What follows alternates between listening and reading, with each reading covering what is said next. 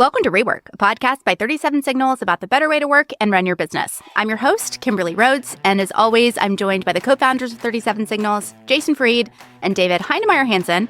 And before we get started, I do have a bit of a disclaimer. The Rework podcast has always had an explicit rating, but this episode in particular, you might not want to listen to with children in the car. So if you've gotten past all of that, welcome back. We are talking about a new feature that the 37 Signals team recently built into their email product, Hey. We're calling it the Fuck No feature. And Jason, I'm going to have you tell us a little bit about the feature that they built, but then I kind of want to go into some of the things that I personally learned from this very quick experience of building this feature. So why don't you take it away?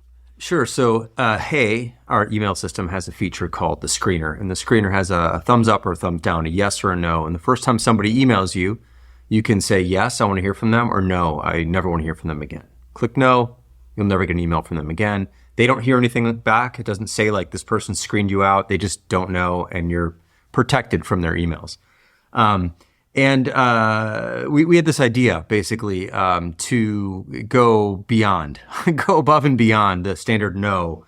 When you really are just annoyed by somebody sending you an email, or you find yourself, you've already rejected this person at another address and they're emailing you from a different address or whatever it is, and you just want to say something. This is a personal moment of cathartic expression. And you just want to say, not no, but fuck no. And so we had this idea to basically, if you hold down Shift F, I think it is, on your keyboard when you're looking at the screener, the thumbs down no icon changes to a middle finger flipping the bird fuck no icon.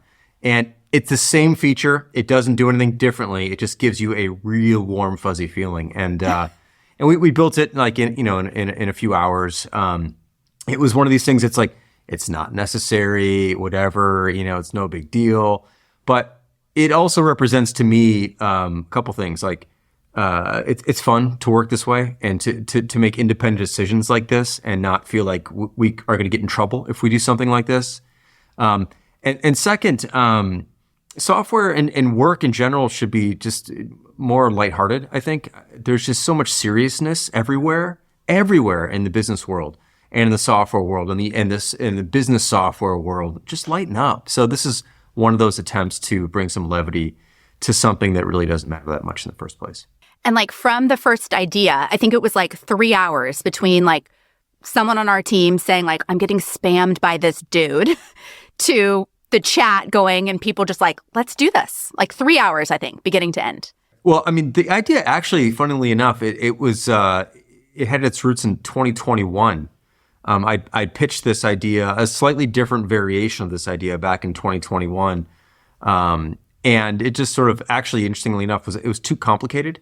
It would require you to enter some keywords. And if those keywords ever show up in a subject line, it would automatically give you a fuck no icon. And we didn't do it because we don't have a keyword recognition, or we didn't have a way to match keywords in the screener. And we didn't have a place to do this. And so it was like a lot of extra stuff and it never got done. And then, this idea came up again when it was like, why don't you just hit a keyboard command and like, then we'll just flip the icon again. There's like no software involved here really whatsoever. It's just a little indication that you want to say something different. And then that's kind of how it all came together. Yeah, it was a few hours. I actually didn't say build this. I'm like, we should do this. This is funny, whatever. And then a few people picked it up and just ran with it. And that's the best kind of work too. What I really love about these things is it harks back to the long history in software development of Easter eggs. This is something all software used to have. If you push this explicit keyword combo or you clicked on this icon 5 times in a row, something would change, something would just be fun. Software makers used to build not just like one Easter egg into a piece of software, but 10, 20, 50 Easter eggs into a piece of software.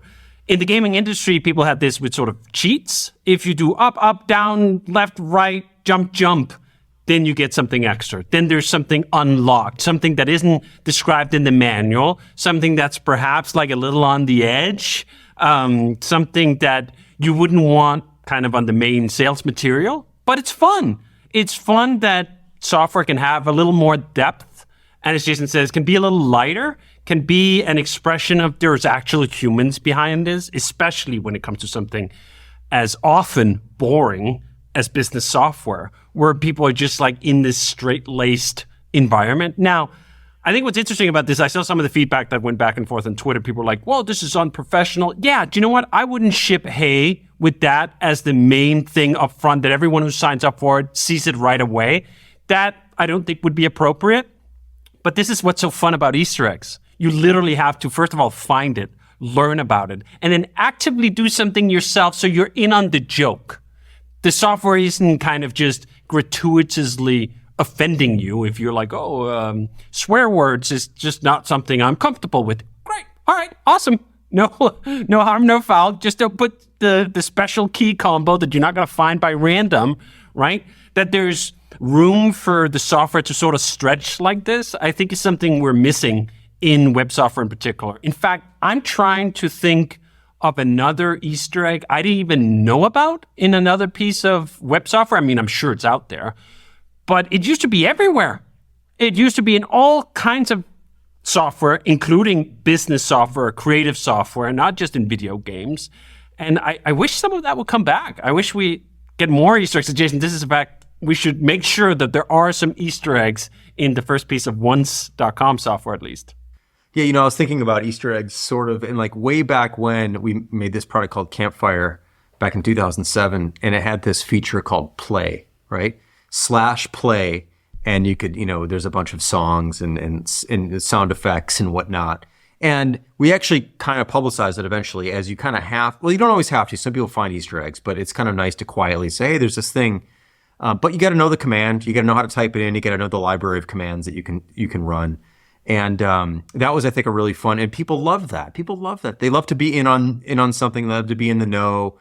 And it's all personality. It didn't need to exist. It's not critical or central to the product at all in any way, but it's really fun. And then people would recommend songs or sound effects occasionally. We would just add them here and there. We wouldn't add all of them, but we'd add a few. And some of them were really timely. One of the best ones is /play live, which was what Bill O'Reilly screaming like, fuck it, I'll do it live, or whatever it was. It was like this famous, thing. And it's like so perfect. And we used it all the time when we were going to make an edit in our products. We're like, should we do it? And someone's just like, fuck it, play live. And they just did it. And it was great. So that kind of stuff's really fun. And software should be more fun. /play Bueller is one of my favorites. That's a good one too. That's still in the Campfire. Okay, so let me ask you this, because David, you mentioned that there's been some pushback on Twitter. I haven't seen that. But did you guys ever think in advance, like maybe we shouldn't do this, like questionable, or is it like, you know what, we want to do it. It sounds fun. Did you ever worry about any of that pushback that might come? I didn't really see. I saw one pushbacky tweet, but I saw like hundreds of like, oh my God, best thing ever, hilarious, thank you, whatever. There's a lot of positive feedback on it. And a lot of people going like, this is a good reason to try hey. This is a good reason to try hey for the first time. This is a good reason to come back and try hey again. It's fun to see companies do this sort of thing. So almost all of it was positive in that way. No, I don't think we ever thought, because it wasn't even something we really were going to do. It was like just this thought that came out of nowhere. And again, as David mentioned, because it's hidden and there's a key command, it's not in people's face. So if someone is going to be offended by it, and I know there are people out there who are like that, and I can understand where they're coming from on it, that's fine. It will never do that by itself. You have to be complicit. You have to do the work to be offended. So it's very safe. So there's really no reason to be afraid of something like this. I'd also say you really have to be careful who you hand over veto right on product decisions to. You do not want the most, and I don't even mean this in a pejorative way, but the most easily offended people should not have veto right on what you put into your product. It is okay that you will launch some features at some points that not everyone is going to love, and some people are maybe even going to dislike it, and a special few are going to hate it. Okay, fine. That's part of it, right?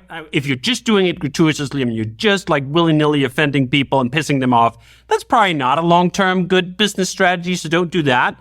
But sort of setting the bar that, you know what, let's take this example. Let's say there were 2 people who complained on Twitter. You could have gone like, oh my, there's some complaints. We shouldn't do the thing because there's complaints. No, absolutely not. I have articulated, at least in my head, much more clearly this perspective that you have to occasionally step over a little bit. Not 100%, not 500%, like 10% over whatever someone would draw the line at to find something with a little bit of spark. I mean, I know it used to be a little bit of a joke, I think, in marketing world, like, it needs more edge, right? Like this, it needs to be a little closer to wherever the line is. Even if that became like a meme, there's something real in it that at times we occasionally have to push a little bit at the boundaries and explore something that we're like, oh, I don't know. And then also just think, fuck it, we're doing it. Like, so, okay, there's 2 people, 5 people, 10 people on Twitter who think it's not a good idea. You can find anything, even the most heartwarming story. If you distribute it largely enough, there's going to be 100 people on Twitter who actually thinks this is the worst thing that has ever happened on Earth. And you have to learn to ignore most of that, most of the time, and just accept that there are going to be people who don't like whatever it is. Puppies, rainbows, unicorns. All right, like you once had a scary dream with a unicorn and a clown. Get it? Like that's just your issue, right? Like you are totally in your right to opt out of unicorns and rainbows and whatever. It doesn't mean the rest of us can't enjoy it. It doesn't mean that we can't put some of that in there. It doesn't mean we can't have a little bit of fun. It doesn't mean we can't be lighthearted about it. And I think this is one of the things, I mean, comedy has been going through this for several years now, right? Like what is actually permissible to joke about and so on. And there it's usually a lot more spicy than something like this where people are arguing where the line is. But Ricky Gervais has this wonderful expression of like, do you know what? You're entirely entitled to be offended. Like that's a personal feeling that arises inside of you. It just doesn't necessarily have anything to do with me. You are in charge of your emotional repertoire and however that gets triggered. Great. Like, go be offended if you want to be offended about a joke, or just don't watch the comedian if you don't like it. So there's also some of this I could totally imagine, at least in my head. There's one person who go like, I will never buy another 37 Signals product because they swear in their products. And this is just really important to me that the companies I do business with never swear. Great. Dude, I'm happy you have such a clear-sighted vision of what you want. I mean, most people can't even pick out what kind of cereal they want to eat in the morning, but you know exactly where the line goes for you.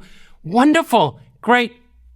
Have a nice life. Okay, talk me through a little bit about adding this feature on so quickly with such a small team. I know we work in 2-person teams. I think 2 people made this happen. It didn't go through this whole long QA process. Kind of talk me through that a little bit. Yeah, so there's just a couple people who worked on it. Jose did the coding, and then Jay-Z did the icon, and that was really all there was to it. It was a total of an hour or so's worth of work, and getting it out there. And the next morning, it was sort of ready to go, and we deployed it, and it was just a quick win. Now, one thing you got to be careful about is throwing your whims out there, because sometimes, especially if you own the place, like people will just follow it.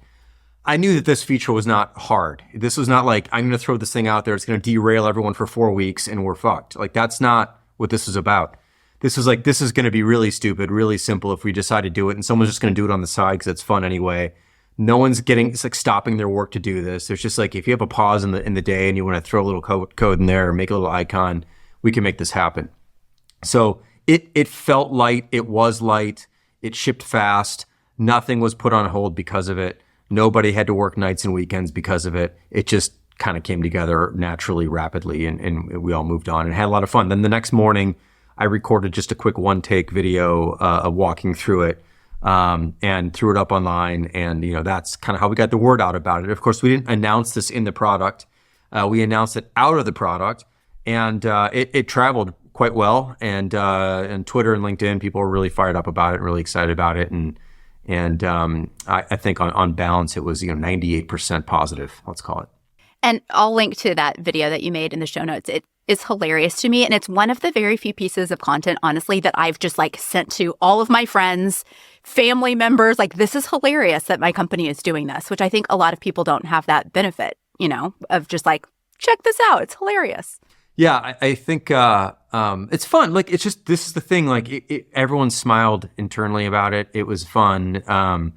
How often does that happen at work? It should happen a lot, but it doesn't happen as frequently as we'd all like it to be, or like it to happen, I think. And occasionally you can throw these kinds of things in the mix and just let people have fun with it. I think what's also really funny about this is it is an experiment or almost a test of organizational capacity. Can you do very small things quickly?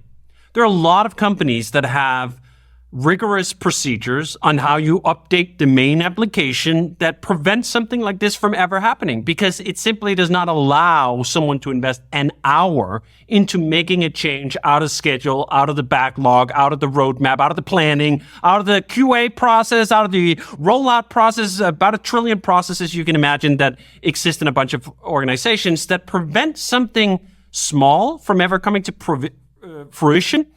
Because it's just not capable of that. It doesn't, you know what? We couldn't do this if we knew it was going to take 2 days. If we knew it was going to roll through all the processes, if we knew it had to wait in the QA queue until someone was ready to really give it the once over of whether it's also fully correct. So what if it didn't work? This is part of it, right? Someone programs it up. It's hidden already. You got to push it out. Okay, if it takes all the whole site, like that's a problem. But it doesn't. You have to be proportionate to the changes that you're making in your process. So I love us doing these things occasionally. Like, how quickly can we push a change that actually is a real change, even if it's mostly just fun? Can that be done in an hour?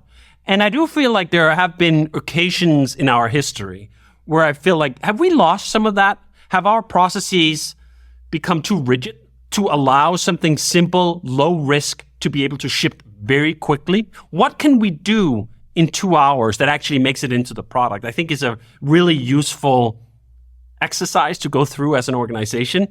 Are you able to do small things?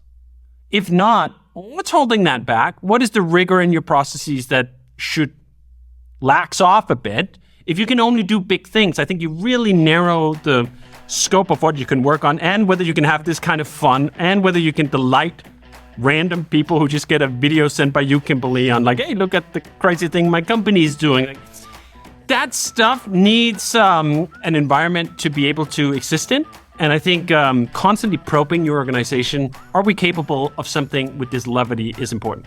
I love that. Well, you can check out the Fuck No feature on Hey. You can sign up at hey.com and check that out for yourself, one of our fun features in that product. Rework is a production of 37 Signals. You can find show notes and transcripts on our website at 37signals.com/podcast. Full video episodes are available on YouTube and Twitter. And if you have a question for Jason or David about a better way to work and run your business, send us an email to rework@37signals.com, or you can leave us a voicemail or text to 708-628-7850, and we just might answer it on an upcoming show.